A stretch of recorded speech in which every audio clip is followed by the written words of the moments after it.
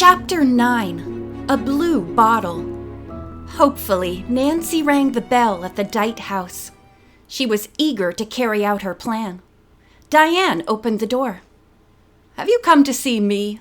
Diane inquired curtly. Nancy smiled graciously and replied, "You have a little sister, I believe." "Jean's 7. Then she's only a little bigger than a girl I know who has very few clothes. Do you suppose your mother would be willing to pass on a few of Jean's clothes that she has outgrown?" Nancy asked. "I'll ask her," Diane offered with a shrug. "Come in." The invitation delighted Nancy. This was her chance to see what kind of art objects the Dites favored. Perhaps they would be interested in buying some of Mr. March's antiques. If she could obtain something to sell them, she might have a reason for calling on Mr. Dite at his office. Left alone, Nancy gazed with interest about the luxuriously furnished living room. Against one wall stood a mahogany case with glass shelves.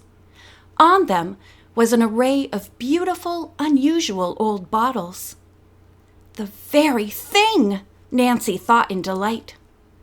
She went over to examine the collection. One had the face of George Washington etched in it, another that of Dolly Madison. As Nancy stood gazing at a lovely old blue perfume bottle, Diane came downstairs. "There you are," she said, tossing a heap of garments onto a sofa. "Mother says to take them all if you like." Nancy thanked her for the clothing, and then expressed interest in the bottle collection. "Oh, that's Mother's hobby," Diane replied indifferently. "She spends a great deal of her time at antique stores trying to pick up bargains. She'd rather have an old bottle than something new." "Many old things are far prettier than new ones," Nancy remarked. "I don't think so, and especially bottles. Anyway, it's my opinion one collector in the family is enough." Nancy was tempted to make a retort, but wisely kept still. Diane certainly was a disrespectful and conceited daughter. "Thank you for the dresses," she said, gathering them up. "Little Susan will be delighted to have them." From the Dite home, Nancy drove directly to Pleasant Hedges.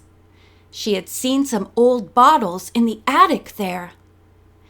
Nancy showed Mr. March the dresses she had obtained for Susan. They were very pretty and gave no evidence of having been worn. "Mrs. Dite was good to send my granddaughter such fine clothes," he said gratefully. "But I can't accept charity." "That isn't necessary." "You mean there's some way I can show my appreciation?" he asked.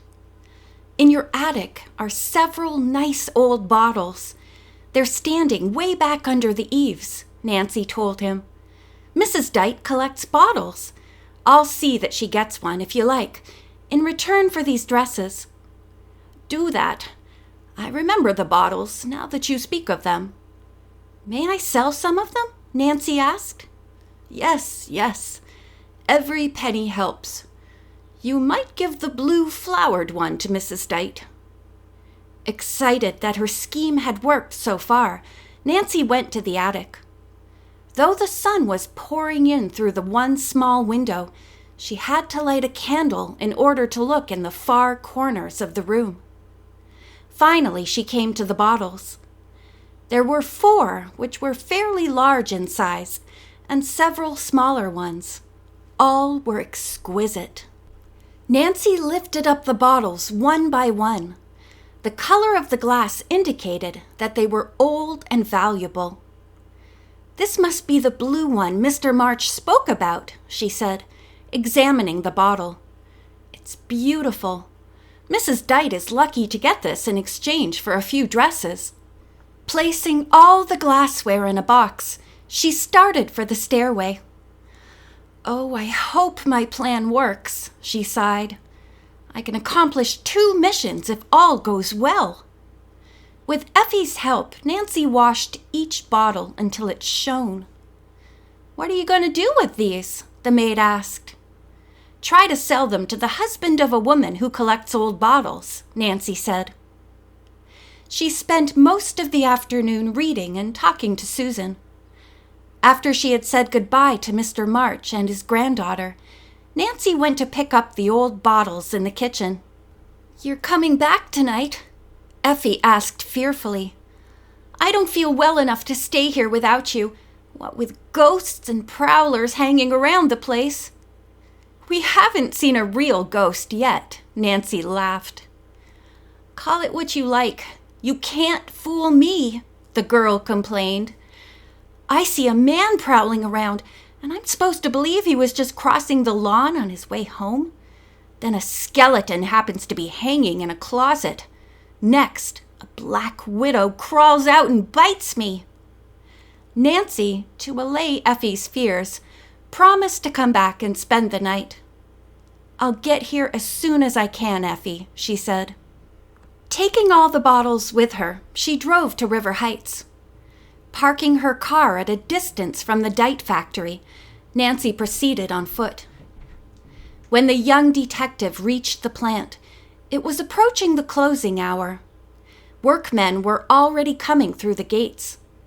Nancy stopped a minute to look for Bushy Trot, but when he did not appear, she headed for the executive offices.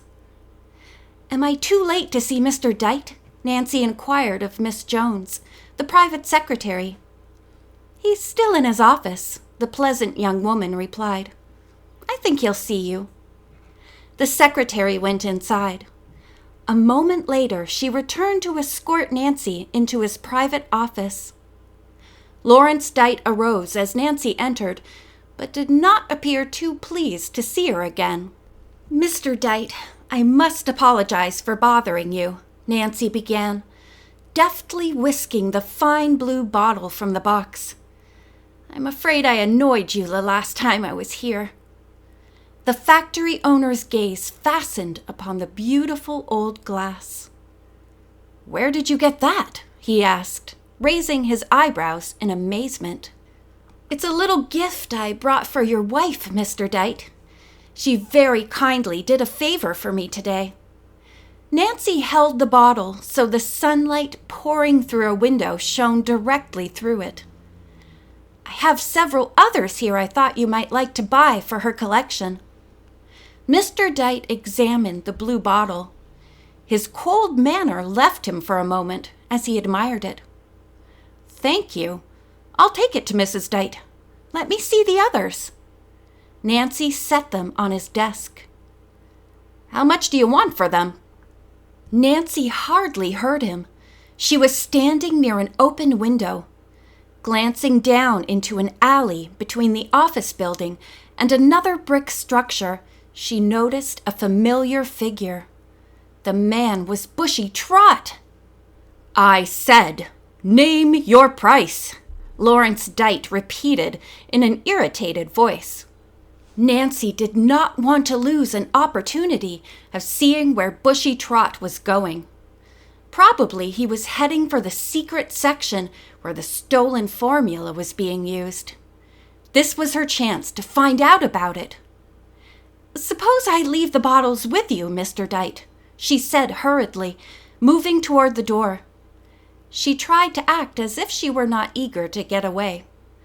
No doubt she would like to examine the glassware before deciding what she would want to pay for it. To the surprise of Mr. Dite, Nancy opened the door and walked out. In a moment, she was at the main exit of the building. Hurrying to the alley, Nancy was just in time to see the suspect enter a small brick building. No one else was in sight. "If only I can get in there," Nancy thought. Cautiously, she tested the door. Although equipped with an automatic lock, it fortunately had not slammed tightly shut. Nancy slipped inside. The building seemed to be deserted. There were no sounds of workmen or machinery. Moving noiselessly down a dimly lighted, narrow hall, Nancy spied Bushy Trot. He paused for a moment before another door, then quickly opened it and entered. Nancy did not hesitate. As soon as his footsteps had died away, she followed him through the doorway. The man was not in sight. Finding herself in a room filled with vats of liquid, Nancy decided to investigate them. But before she had a chance to do so, a key grated in a lock. Ducking behind one of the vats, she again saw Trot, who entered through another door. He closed and locked it, then went back into the hall again. Nancy arose and looked into the vats. The color appeared familiar. She sniffed. The odor from the mixture was the same as that which she had smelled at the Booker factory. "Now I have real evidence," she exulted. End of chapter 9.